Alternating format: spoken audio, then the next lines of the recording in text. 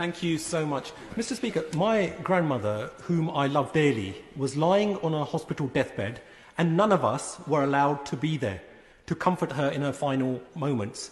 I couldn't even carry her coffin on my shoulders. I also had to endure the agony of watching alone online the funeral of my uncle, my fun-loving uncle, and we were not there to comfort my brother-in-law's father, who had somehow contracted COVID in a Slough care home during his final moments. All this because we followed government guidance.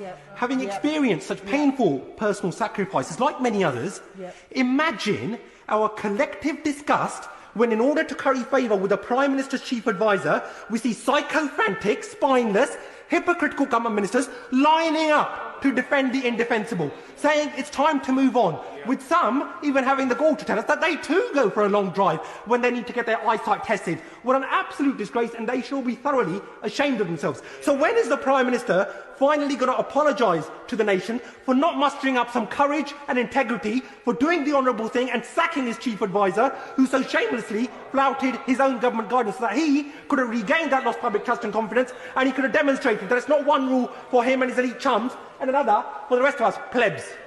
Well said. It is very emotional, and Prime Minister.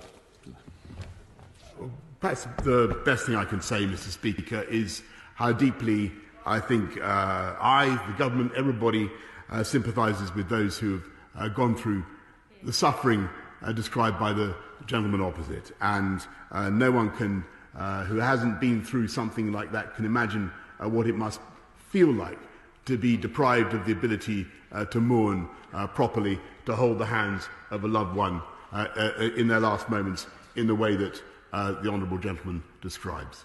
And I know how much sympathy there will be with him.